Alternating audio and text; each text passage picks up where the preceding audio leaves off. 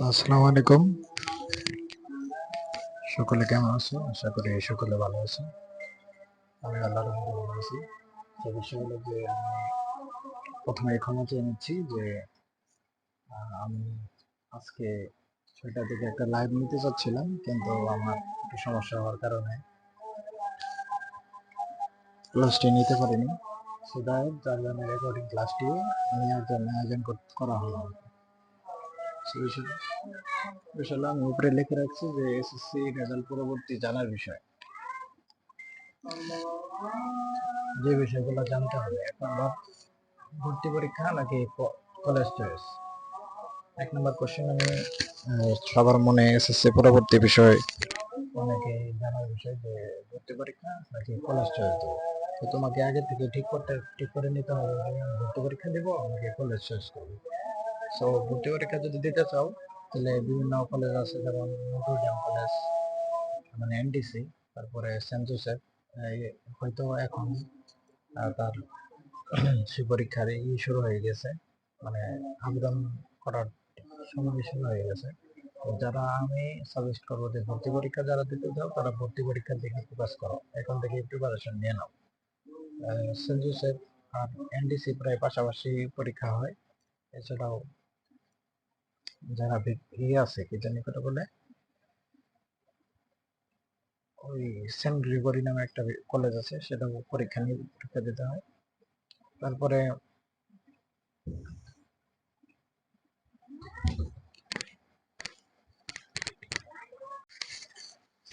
বিষয় হলো যে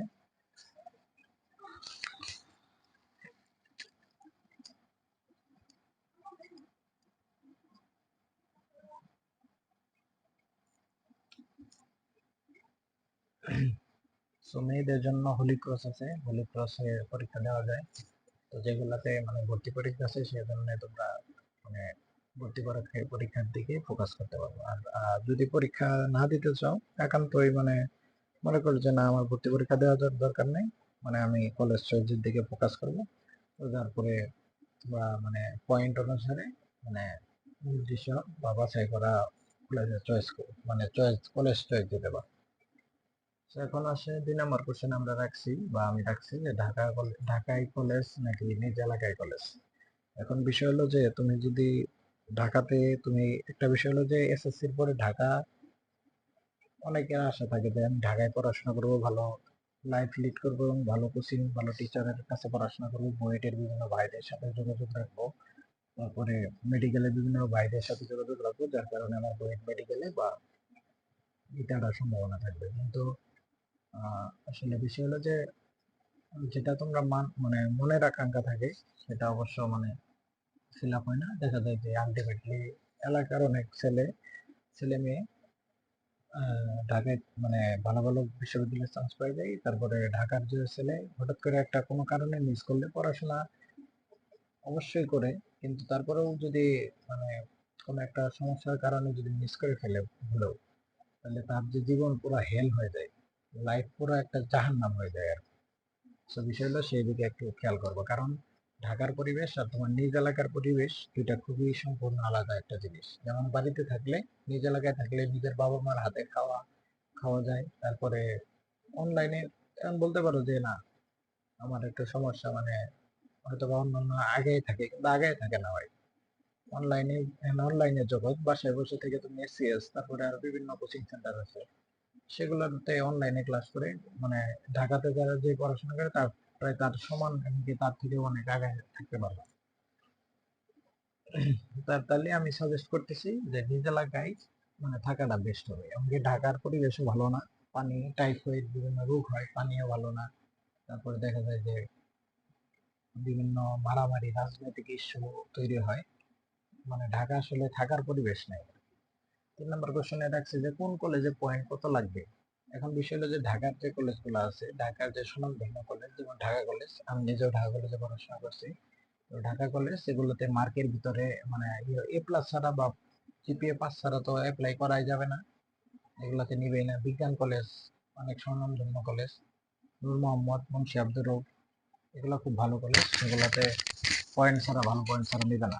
তো সেগুলোতে অ্যাপ্লাই করার আগে জিপিএ পাস নিয়ে তারপরে চিন্তা ভাবনা করতে হবে। 4 নম্বর কোশ্চেনে রাখছি যে ভালো কলেজে মার্ক কলেজে ভালো মার্ক ভালো কলেজে ভালো মার্ক প্রয়োজন, তা কিরকম মার্ক লাগবে? বিষয় হলো যে ভালো, যে বললাম কিছুক্ষণ আগে যে ঢাকা কলেজে 1200+ মার্ক লাগে সচরাচর, বিজ্ঞান কলেজে 1160-70-এর আশেপাশে লাগে, এবং অন্যান্য কলেজ যেমন নূর মোহাম্মদ এগুলোতে একটু কম লাগে। তবে ঢাকা কলেজ, বিজ্ঞান কলেজ, আদমজিতে 1200, প্রায় 20+ 1220-25+ লাগবে আর কি। এটা 5 নম্বরের কোশ্চেনে রাখছি যে বিভাগ পরিবর্তন নাকি বিভাগ পরিবর্তন নয়। বিভাগ পরিবর্তন বলতে, বিভাগ পরিবর্তন আমার মতে না করাই ভালো, কারণ আমরা যেভাবে পড়ায় অভ্যস্ত, যেমন আমরা মানে না করা ভালো না বলতে আমরা বোঝাইতে চাচ্ছি যে তোমার যদি ইচ্ছা থাকে যে যেমন ল নিয়ে পড়াশোনা করা, তারপরে ইতিহাস নিয়ে পড়াশোনা করা, ইসলামিক ইতিহাস নিয়ে পড়াশোনা, আরো অনেক সাবজেক্ট যেগুলো আছে সেগুলাতে পড়াশোনা করার ইচ্ছা থাকলে তাহলে বিভাগ পরিবর্তন করতে পারো, অন্যথায় বিভাগ পরিবর্তন আমার মতে ভালো হবে না, কারণ বিভাগ পরিবর্তন করা আসলে একটা টাফ বিষয়। একটা বিষয় যেমন সায়েন্সে তোমরা মানে এসএসসি তে সায়েন্স পড়ছো, পরে দেখা যায় আর্টসের বিভিন্ন কিছু এসএসসি তে পড়ো নাই, সেগুলাকে ক্যাপচার করতে হবে ইন্টারমিডিয়েটে, সেগুলো ক্যাপচার করতে গিয়ে দেখা যায় একটা হিমশিম খাওয়ার মানে খাওয়ার মধ্যে পড়েও যেতে পারো। তবে যদি যার ইচ্ছা থাকতে পারে তাহলে বিভাগ পরিবর্তন করতে পারো, মানে সায়েন্স থেকে আর্টসে যেতে পারো, কোনো সমস্যা নেই। আর্টস থেকে সায়েন্সে তো অনেকে আসবে না, সচরাচর আসে না, তবে সায়েন্স থেকে আর্টসে যায়।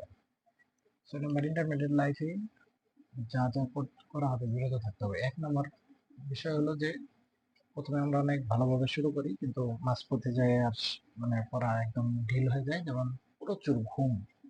প্রচুর ঘুম একটা ফ্যাক্টর, মানে এই সময় দেখা যায় যে প্রচুর ঘুম ধরে আর কি। কলেজ করার পরে আর মানে মন বসে না, দেখা যায় সে একটা ঘুম দিছে একবারে সন্ধ্যা হয়ে গেছে না, তারপরে মানে কোন থেকে শুরু করবে, আজকে কালকে শুরু করবো, কালকে শুরু করবো, পরশু শুরু করবো, শুরু করতে করতে এই বিষয় শেষ হয় না। তো দিনে একটা অধ্যায় করে হলেও পড়া রেগুলার রাখতে হবে। আজকে বললাম সপ্তাহে 7 দিন, 2-3 দিন পড়লাম না, আবার 2-3 দিন পড়লাম, সেটা কিন্তু করা যাবে না। আর ঘুমকে কন্ট্রোল রাখতে হবে। সেই বিষয়গুলো খুবই মানে একটু বি কেয়ারফুল ভাবে সাজেস্ট করছি যে ইন্টারমিডিয়েট লাইফে এই ঘুম এবং ইরেগুলার যে সিস্টেম সেগুলো পরিবর্তন করতে হবে। 7 নম্বরে কি এখন থেকে কি পড়া শুরু করতে হবে? আসলে এখন থেকে পড়া অনেকেই শুরু করে দিয়েছে, কারণ এই যে এনডিসির প্রিপারেশন, সরি, অনেকে এনডিসির প্রিপারেশন নিতেছে, তারপরে অনেকে সেন্ট জোসেফের প্রিপারেশন নিতেছে। তো পড়া তো কেউ বসে থাকে নাই। আবার অনেকে দেখা যায় যে এইচএসসির লাইফ শুরু করে দিয়েছে এই সময়, যেমন অভ্যাসের এইচএসসি ফাউন্ডেশন কোর্স নামায়, এদের তো কোর্স মানে যখন যেটা থাকবে গতানুগতিক তখন সেই কোর্স নামায় আর কি। তো পড়া আসলে শুরু করে দেওয়া উচিত। তুমি যে সেশনে আসো অনেক মানে মানে বাংলাদেশে আর কি, বাংলাদেশে পড়াশোনায় কোনো অবসর নাই, পড়া চালিয়ে যেতে হবে। সো আজকে এই পর্যন্তই। সো যে পয়েন্টগুলো আলোচনা করছি এর বাইরেও যদি কোনো কোশ্চেন থাকে তাহলে একটু দয়া করে আমাকে কমেন্ট সেকশনে জানাবা। তো সে পর্যন্ত ভালো থেকো প্রিয় ছোট ভাই, প্রিয় শিক্ষার্থীরা। তো সকলকে ধন্যবাদ জানাই আমার ভিডিও দেখার জন্য। আর যদি কোনো কোশ্চেন তোমাদের মনের ভিতরে আসে যে আমার মানে কলেজ লাইফে মানে কিভাবে পড়াশোনা স্টাডি করব বা কিভাবে সাজেশন ভাবে মানে লাইফ আগাবো, মানে আগানোর চেষ্টা করবো, সেগুলো বিষয়ে যদি